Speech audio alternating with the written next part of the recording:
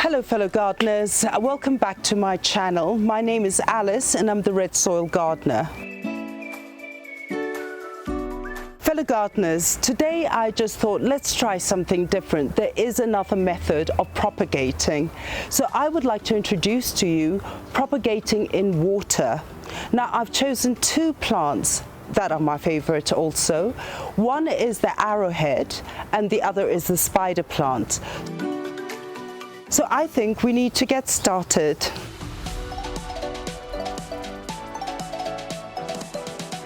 Fellow gardeners, today I'd like to show you an alternative because we have done a whole load of series on sort of propagation using cuttings, but today I thought it's quite important to show you that you can also propagate with water.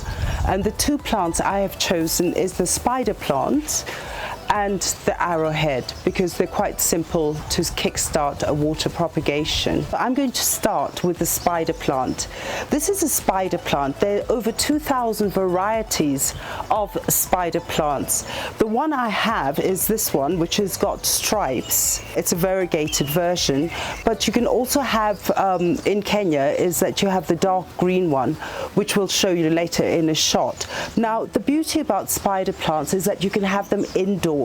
And a lot of people who are living in apartments, it's actually very, very easy to look after it. In the Victorian days, they used to call it the ribbon plant because it's got these lovely sort of ribbon-like leaves, and as I mentioned before is that you do get different varieties. Now the thing about the spider plant is that once it starts being ready to produce its babies, what you do is you get these shoots that come out of the plant, and sometimes you can get quite a lot of shoots, but basically they look like this. Now the thing about these shoots is from the shoot you do get these flowers, which you can see here. And once the flower is finished, is that from the flower is where you get the little babies, which are called spiderettes, and with that they start growing and feeding off the mother.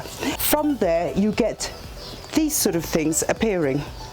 So they'll be hanging from the spider plant, but this is what you're going to propagate. And sometimes you can get multitudes of them. And again, we'll show you one of my plants which has thousands of babies. But this is what we are going to propagate, and I'm going to show you how to do it in water. Let me push this aside. And I had some spiderettes which I wanted to show you in more detail. Is sometimes what happens with these spiderettes is when the flower is very close to each other, you do get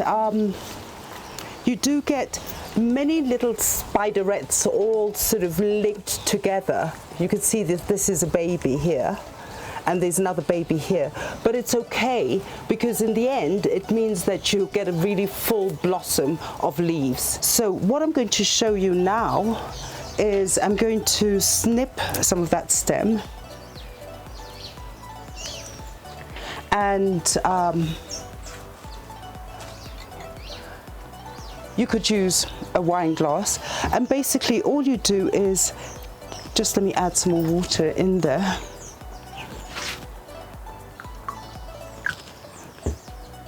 And you can keep it like that.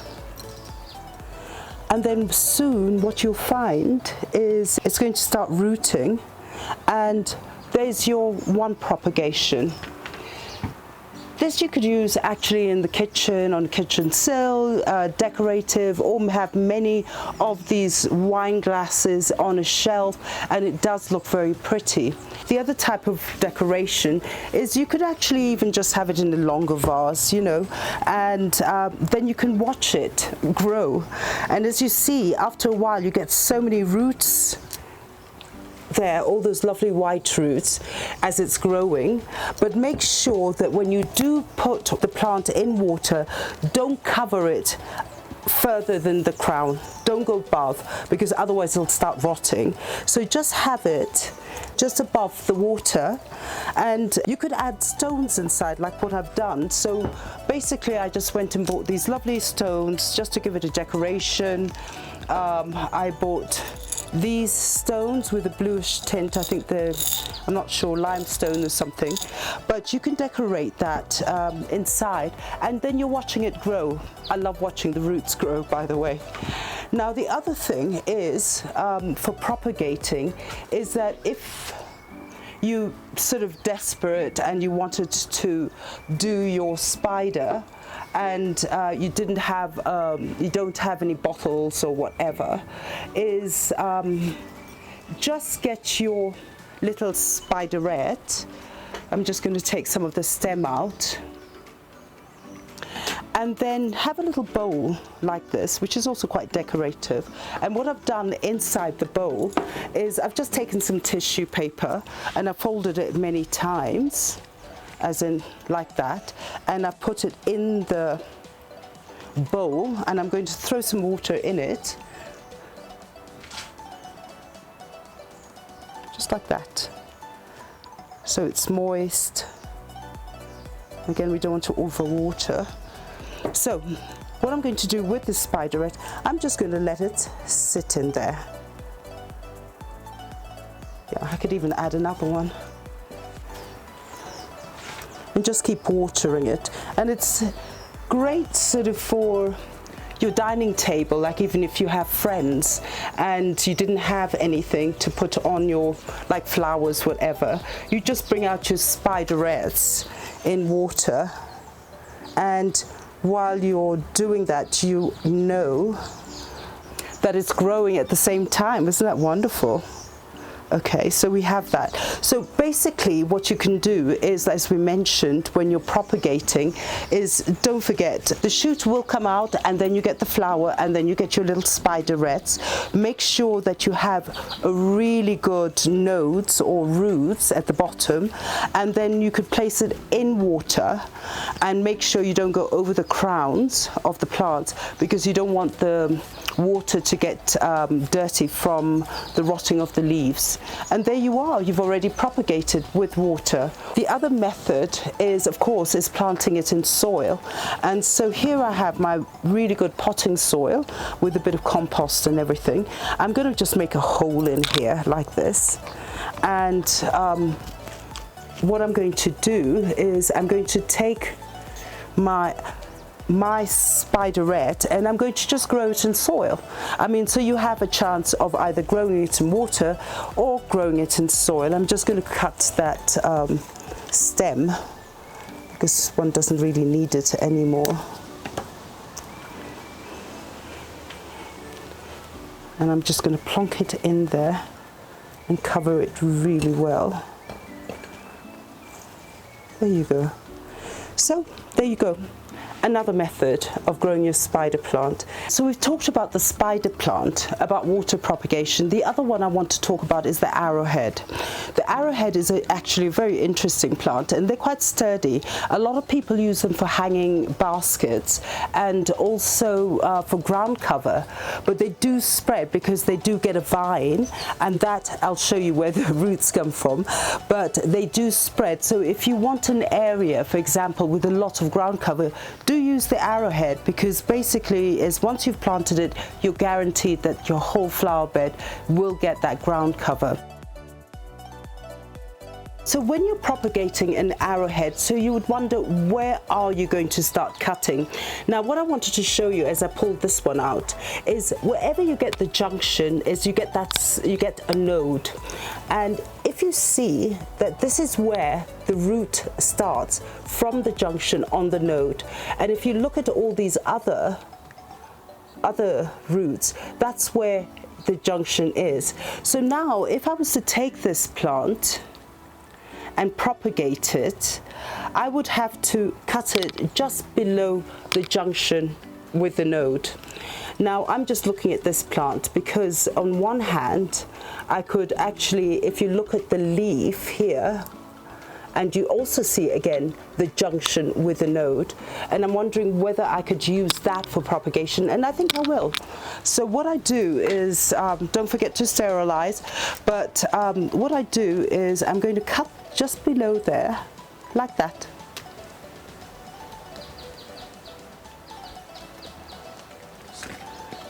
Just below the node. And if I have water, and I've actually put little marbles in there just to make it pretty, and I'm going to stick that in, and see, that is where it's going to start flowering. It's going to start taking root, sorry. Now, if I'm going to look at this, my plant here, and again, you have the junctions, I'm going to actually take, this looks like a nice one. I'm going to just go slightly below the junction, because that's, if you look at it, you have nodes here. I'm going to snip that, and I'm going to plonk it in water. And that's your water propagation, because in the end, as we've seen here with my arrowroot, is, I'll just get a good one, is in the end, all these little babies, do you see? All these baby roots will come out, and once they do come out, you could actually, once the plant is strong enough, then you can actually put it in a pot and you grow it. So let me leave this one, but I could also do this one, and maybe I'll just cut it here, and just to fill our glass, I'm just going to cut it just below the junction with the node. I'm going to just go around here, snip, and there you go. And I'm going to display that again on my shelf or in the kitchen while I'm waiting for it to be strong enough with enough roots.